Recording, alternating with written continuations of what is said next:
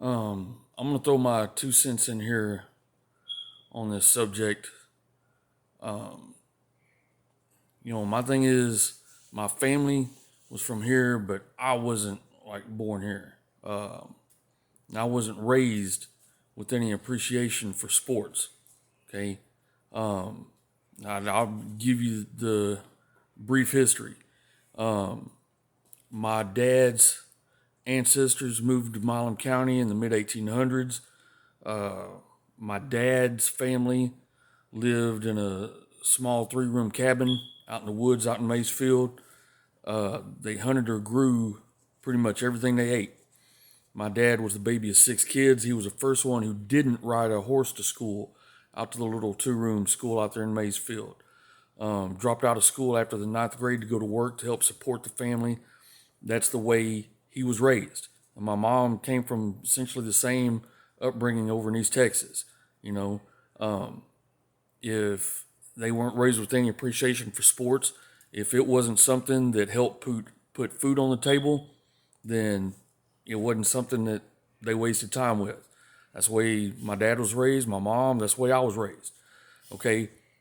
When we moved up here in 83, that was my introduction to the sports culture in Cameron. Um, I can tell you exactly what happened. My mom, we moved up here right before my 8th grade year. My mom took me to register for classes over at O.J. Thomas Junior High, and I will never forget. It was no lady named Miss Coons, was a secretary in there, and she looked over the counter and asked me, "Are you going to play football?" And I said, "No, ma'am." And she said, "Well, you're going to be in the band?" And I said, "I wasn't planning on it." And she said, "Well, you're not going to amount to much in this town." And I thought, man, that's, something to be telling a 13-year-old kid. But I learned real quick because I was class of 88, which means that I was in school with Paul Johnson, Freddie Townsend, James Whitehead, Greg Kennedy, um, Shane Landmark, and those guys. All right. My senior year, we ended up, the football team ended up being ranked number 2 in the state. We lost in the semifinals to number 1 ranked Cuero, which everybody knew that was the real state championship game that year. Okay, we lost by, I think it was 6 points or 7. Anyway, if we had tied the game back then, they had tiebreakers, and we would have won the game on every tiebreaker. It was that kind of season, that kind of. I mean, we just you know, but I'm explaining to you what the thing is. Okay, why I am such a yeoman fanatic. Okay, like I said, I wasn't raised with any kind of appreciation for sports. It was being around those guys in that atmosphere from the time I was a freshman at Yo High, going to the pep rallies. And here's the thing about the football games back then. I got into rock music right before I moved up here. Okay, in the mid 80s, all these big rock bands and metal bands were putting out all these big double live albums because back then the tours were big, the live albums were big. Okay, when you drove down North Travis, okay, on a Friday night when there was a home game, you could see those stadium lights and you could hear that crowd, and it sounded exactly like the crowds on these live albums, these live rock albums. And you're like, what the hell is going on over there? That's the atmosphere that it was. Okay. I'll tell you a couple of little stories. Um, when we were in our state championship, run there, back during Rhodes' first tenure here, I think it was 2013. I was working at a company up in Temple. We had our 401k through Charles Schwab, and I had a need to talk to them about my 401k. So I called the 800 number. The guy answered the phone, and as part of identification verification, he asked me for my address. I gave it to him, and he says, Cameron, Texas. He says, I hear y'all have a pretty good high school football team there. And I said, yes, sir.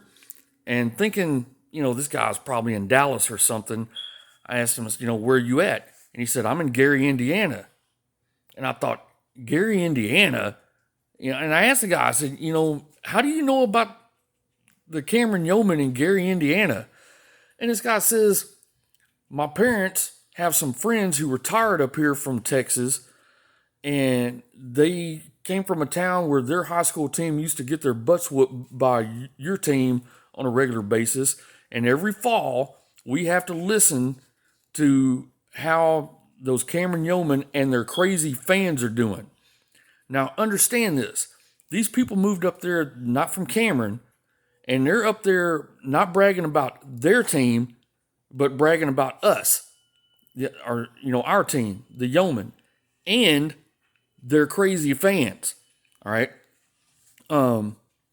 Here's another little story.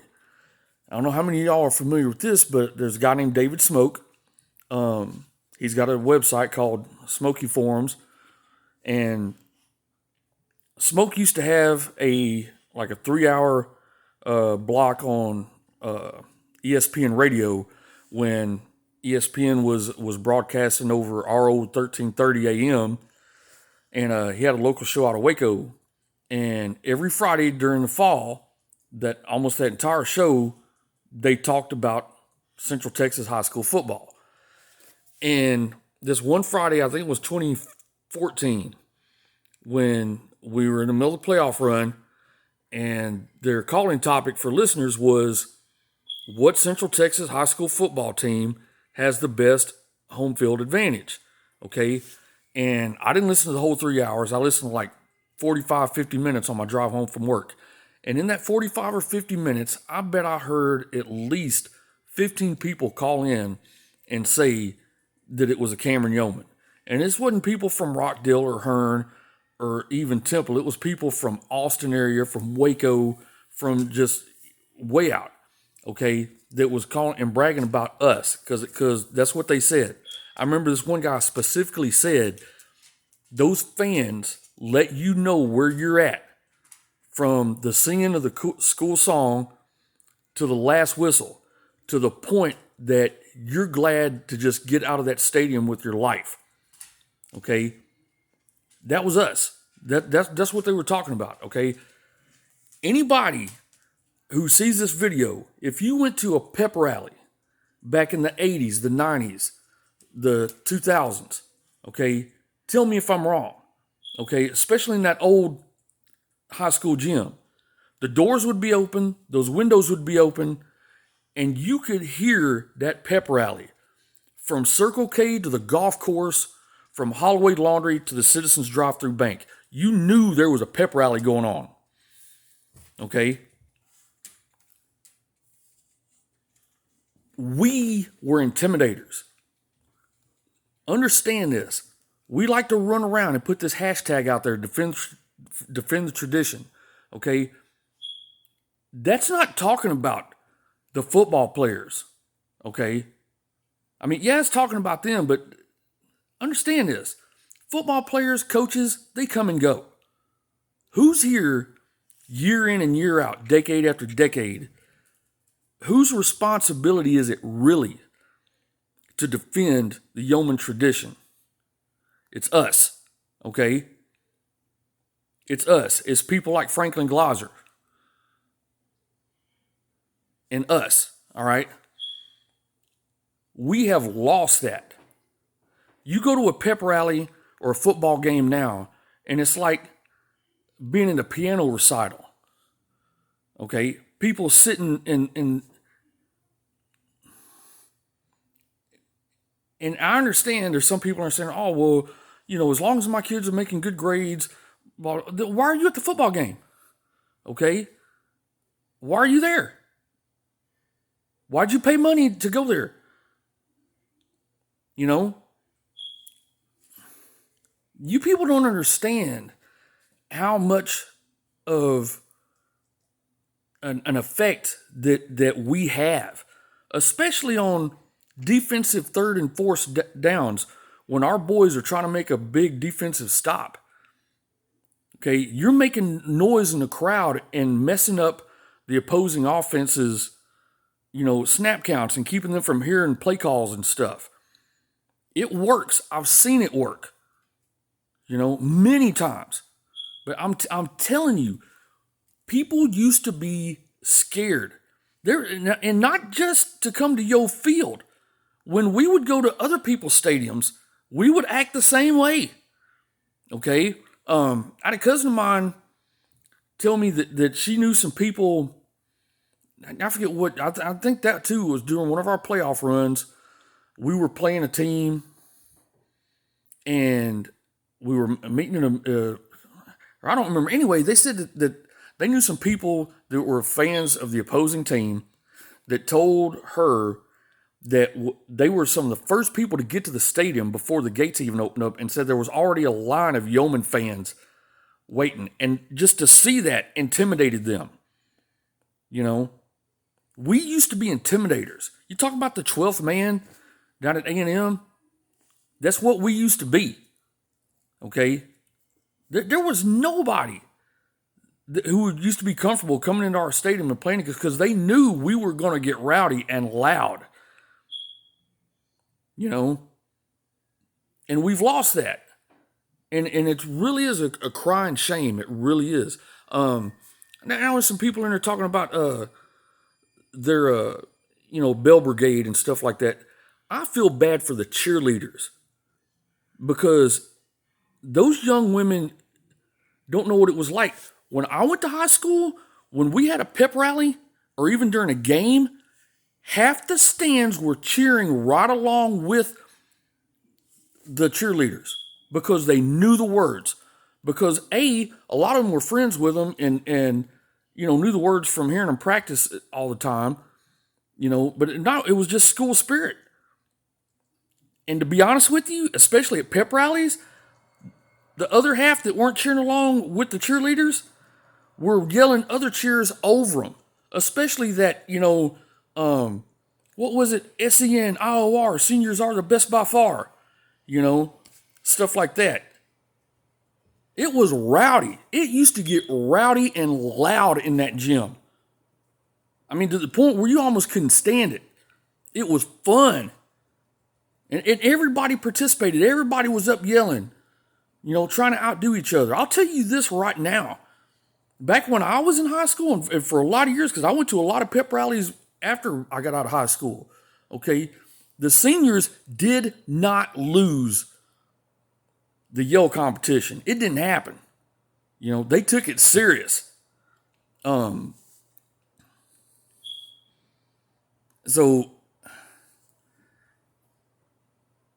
I don't know what to tell you, man. There used to be a lot more pride in that school and and it wasn't just the football team, but let's be honest, okay? This is a football town. And there's nothing wrong with that, okay? There's nothing wrong with that. Football is a great sport. It's like if you've seen that video that the NFL Network made a few years back, when they came to town, and you had these football players talking about, man, when you were a kid and you went to the games, you wanted to be a yeoman. You wanted to wear that uniform and be on that field on Friday nights. So there's nothing wrong with it. And there's nothing wrong, hell, I didn't play. I didn't want to play when I was in high school. And I'll tell you right now, man, I still, whenever I run into Greg Kennedy or, some of those guys, they'll still tell me, man, we wish you'd played with us. We should played with us. And I look back now and I go, yeah, I kind of wish I had. But back then I didn't know nothing about it. Like I said, I wasn't raised with any appreciation for sports. Okay? But I know I loved going to those games. And it wasn't just because, I gained an appreciation for the sport from going to school with people like Paul Johnson and Shane Landmark, etc. It was because of the crowds. It was fun to be in that crowd. Okay, if you're a college football fan and you've ever been to a college football game, and I don't care if it's Longhorns who, as an Aggie, I can tell you right now that there's a difference between 80 or 100,000 people all yelling random stuff and 80,000 people all yelling the same cheer because they learned them in freshman orientation. It's just, and Yoe Field used to be a smaller version of that, man. It was loud. We were intimidators. That was as much a reason to go to the game as going to watch the football team play. Was to be up in those stands and participate and contribute by being loud and raising hell. Anybody who went to that quarterfinal game we had against Rockdale over in Georgetown, oh my God, we were loud. I'll tell you right now, I got a friend of mine, guy I used to work with, who's a Georgetown PD. And he told me, I talked to him the week after that game, and he told me that Georgetown ISD said they made a lot of money off of that crowd, but they hope they never saw us again because of how rowdy we were. They said that they had 5A and 6A, I know 5A playoff games in there, and they'd never seen crowds as big or as loud as ours. There's nothing wrong with that. That's something to be proud of. Okay, if you were there back in the 80s and 90s and 2000s and you experienced it, then you know how exciting it was. And it was like, yeah, this is us. We're Yeoman, baby. This is Yoe Nation. You don't come in our field and intimidate us, we intimidate you. And not only that, we'll come to your field and intimidate you. So, I don't know, man. I don't know why we lost it. I know that there's a lot of it because, people who grew up here and grew up in it moved out. And there's a lot of people who moved in who don't know about it. And honestly, that's up to those of us who were here, should have, like I said, that's our responsibility. It's our responsibility to defend that tradition. Okay, but don't sit there and argue against, man, because I'm with George on this one. And we're not alone. I've talked to quite a few people who remember what it was like. And it's like, we need to get it back. And ain't nothing wrong with it, man. Ain't nothing wrong with being loud. Ain't nothing wrong. Go get you a thing of Halls at the convenience store before you go to the game. And if you haven't gone through half that stick of Halls by the end of the game, you haven't yelled enough. That's a rule of thumb right there. So that's, and I'm sticking by that because I was there, I saw it, I experienced it, I lived it as part of Yoe Nation. That's what Yoe Nation is, okay? If you're not, in the band, you support the band. If you're not on the basketball team, you support the basketball team. If you're not on the football team, you support them. If you're not on the UIL, academic competition team, you support them. I can tell you right now, man, when I was in school, Randy Colley and Paul Jack, we used to go and sit in and watch their debates when they were competing and support them. When my two oldest boys were in band, we went to the band competitions and supported them. The football team, yes. That's part of being Yoe Nation, baby.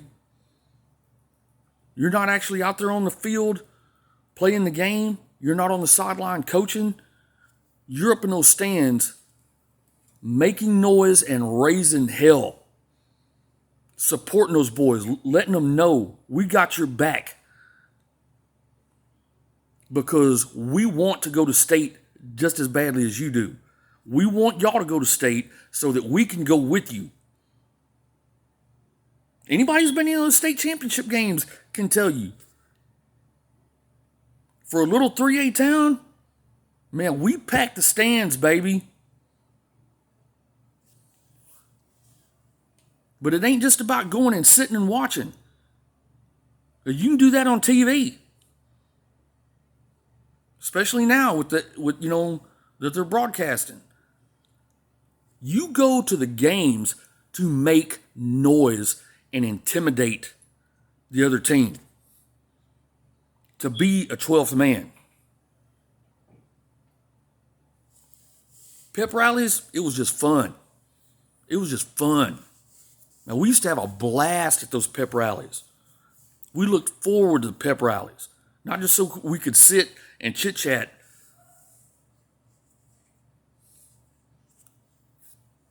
So, I don't know, man.